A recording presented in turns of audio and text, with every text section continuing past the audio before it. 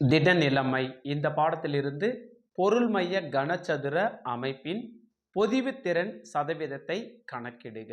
இந்த டாபிக் தான் இந்த வீடியோல நம்ம பார்க்க போறோம். இந்த பொருள்மைய கனசதுர அமைப்பின் அலகு கூட்டோட வரைபடம் நமக்கு தெரிஞ்சிருக்கும்.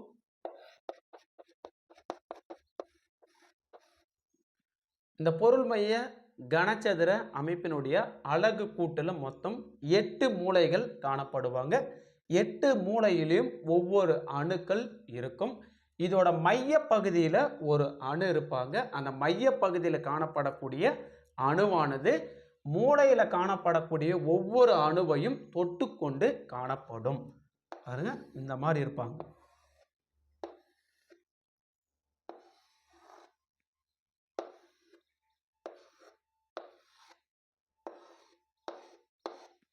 இந்த மாதிரி இருப்பாங்க. இதனுடைய மையத்துல ஒரு அணு காணப்படும். இந்த அணுவானது அனைத்து அணுக்களோட பகுதியையும் தொட்டுக்கொண்டு காணப்படுவாங்க. இந்த பொருள்மைய கனசதுர அமைப்பினுடைய அலகு கூட்டோட நீளம், அகலம், உயரம் சமம் a அளவு இருக்காங்க. ஸோ இவங்களை 2 முக்கோணமா நம்ம பிரிக்கலாம். ஒன்று a, b, c, d, e, f, GH. ஓகேங்களா? இதில் ABC இவங்களை ஒரு முக்கோணமா நம்ம பிரிக்கிறோம். ஓகேங்களா? So triangle ABC. இரண்டாவது பார்த்தோம் அப்படின்னா ACG.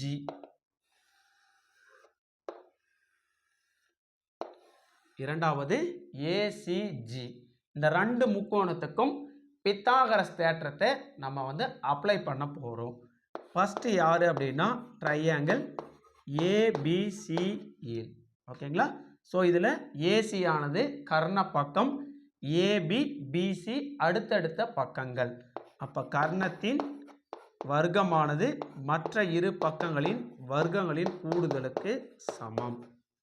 இப்போ கர்ணத்தோட பக்கம் AC square is equal to AB square plus B into C square. ஓகேங்களா? ஸோ இதில் பார்த்தோன்னா நீளம், அகலம், உயரம் சமம் a அளவு இருக்காங்க. அப்போ ஏலிருந்து B வரைக்குமான நீளம் a, Bலிருந்து C வரைக்குமான நீளம் a, ஏலிருந்து C வரைக்குமான நீளம் தெரியாது. ஓகேங்களா? அப்போ AC square is equal to AB ஸ்கொயருக்கு பதிலாக A ஸ்கொயர் பிளஸ் BC ஸ்கொயருக்கு பதிலாக அதனுடைய மதிப்பு A ஸ்கொயர். அப்போ AC square equal to 2 into A square. அப்போ AC is equal to √2 into A. இவங்க தான் AC.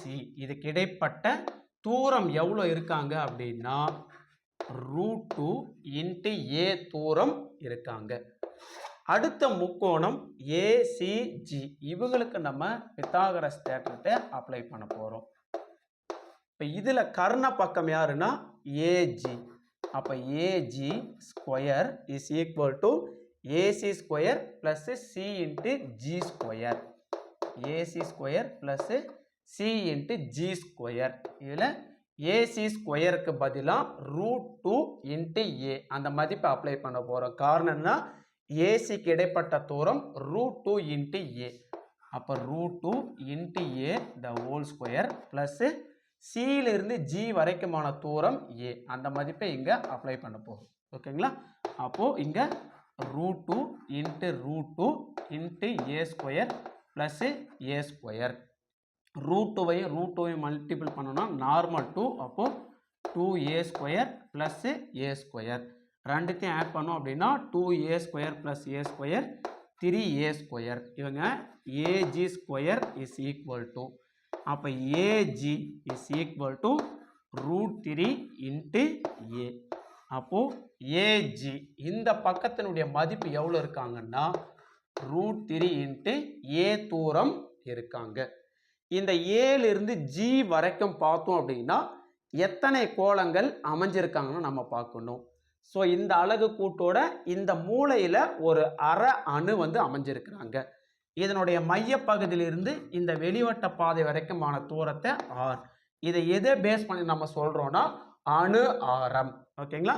அதுக்கப்புறம் உள்ள மையத்துல ஒரு அணு இருக்காங்க. அந்த இங்கிருந்து இதனுடைய மையத்தை வரைக்கும் ஒரு ஆரம் இருப்பாங்க. இந்த மையத்திலிருந்து இங்க வரைக்கும் இன்னொரு ஆரம் இருப்பாங்க. அதாவது உள்ள இருக்கக்கூடிய அந்த அணு வந்து டயாமீட்டர்ல சொல்லணும் அப்படின்னா இந்த வெளிவட்ட பாதையிலிருந்து இந்த வெளிவட்ட பாதை வரைக்குமான தூரம் d அப்படின்னு நம்ம சொல்லுவோம். நம்ம இங்க ஆரத்துல சொல்றதுனால இது மைய பகுதியா கன்சிடர் பண்ணிக்கணும் அப்படின்னா மைய பகுதியிலிருந்து இந்த வெளிவட்ட பாதை வரைக்கும் இடையான தூரம் r. அதே மாதிரி இங்கிருந்து இங்க வெளிவட்ட பாதைக்கு இடையான தூரம் r. ஓகேங்களா? அப்போ 2r ஆரம் இருக்காங்க. தென் இந்த மூலையில ஒரு அணு இருக்காங்க. இவங்களோட ஆரம் r. அப்போ AG √3 into A is equal to பாருங்க 1 2 3 3 கோளங்கள் காணப்படுறாங்க. 3 கோளங்கள்ல மூலையில் இருக்கிற கோளங்கள் அரை கோளங்களா இந்த அலகு கூட்டுல காணப்படுறாங்க. அப்ப ஃபர்ஸ்ட் அரை கோளத்தோட ஆரம் r, அடுத்து முழு கோளத்தோட ஆரம் r plus r அல்லது 2r நம்ம போட்டாலும் சரி. பிளஸ் இந்த மூலையில காணப்படக்கூடிய இந்த அரை வட்டம் கோளத்தோட ஆரம் வந்து r. அப்போ √3a is equal to r plus 2r 3r plus ஒரு r 4r. நமக்கு தேவை r தான் வேணும். அப்போ r வச்சுக்கிட்டு 4 இந்த பக்கம் வந்தாங்கன்னா மல்டிபிள் இருக்கிறவங்க இங்க வந்தாங்கன்னா டிவைடட்ல வருவாங்க. அப்போ √3 into a by 4 அப்படின்னு கிடைப்பாங்க. இவங்க தான் நமக்கு அலகு கூட்டினுடைய ஆரம். கோளத்தின் ஆரம் r மதிப்பை நம்ம வச்சுக்கிட்டு கோளத்தினுடைய கன அளவை கணக்கிட போறோம். அப்போ r ஆரம் கொண்ட கோளத்தின் கன அளவு formula 4/3 into pi r cube. பையோட வேல்யூ நமக்கு தெரியும் 3.14. r அப்படின்றது இங்க ஆரம். இந்த மதிப்பு தான் அங்க நம்ம சப்ஸ்டிட்யூட் பண்ணணும். அப்போ 4/3 into pi into √3 into a by 4 அந்த மதிப்பை இங்க அப்ளை பண்ணணும். அப்போ √3 into a by 4 the ஃபார்முலால ஹோல்ஸ் கியூப் இருக்காங்க. அப்போ 4/3 into pi into √3 into √3 into √3 into a into a into a power 3 divided by 4 வந்து ஸ்கியூ பண்ணோம் அப்படின்னா 4 into 4 into 4. ஓகேங்களா? அப்போ 4/3 into pi √3 into √3 normal 3 into ஒரு √3 இருக்காங்க into a power 3 divided by 4 into 4 into 4. ஓகேங்களா? இந்த 4க்கும் இந்த 4க்கும் கேன்சல், இந்த 3க்கும் கேன்சல். அப்போ மேலே யார் மட்டும் இருக்காங்கன்னா pi into √3 into a power 3 divided by 4 into 4 16. ஓகேங்களா? அடுத்து நம்ம என்ன சப்ஸ்டிட்யூட் பண்ண போறோம் அப்படின்னா பொருள் மைய கனசதுர அமைப்பில் காணப்படும் அணுக்களின் எண்ணிக்கை என்ன அப்படின்னு பார்த்தோம்னா 2. Formula Nc/8 plus Nb/1. Nc அப்படின்றது நம்பர் ஆஃப் கார்னர் ஆட்டம். இந்த பொருள் மைய கனசதுரத்தில் 8 கார்னர் ஆட்டம் இருக்காங்க. 8/8 1 பிளஸ் Nb/1. Nb அப்படின்றது நம்பர் ஆஃப் பாடி சென்டர்ட் ஆட்டம். ஒருத்தங்க இருப்பாங்க. அப்போ 1/1 1. அப்போ 1 + 1 2. இவங்க தான் இந்த பொருள் மைய கனசதுர அமைப்பில் காணப்படும் அணுக்களின் எண்ணிக்கை.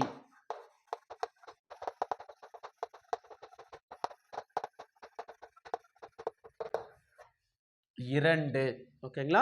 அப்போ இங்கே கிடைச்ச மதிப்பை இந்த 2ஆல மல்டிபிள் பண்ணணும். அப்போ 2 into pi into √3 into a power 3 divided by 16. இவங்களையும் சிம்பிளிஃபை பண்ணோம் அப்படின்னா 8 into 2 16.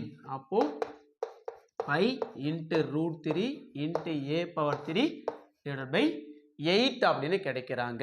ஸோ இந்த மதிப்பு தான் பொதிவு திறன் கணக்கிடுறதுக்கான ஃபார்முலாவில் ஒரு அலகு கூட்டில் காணப்படும் கோளங்களின் மொத்த கன அளவு இந்த மதிப்பு.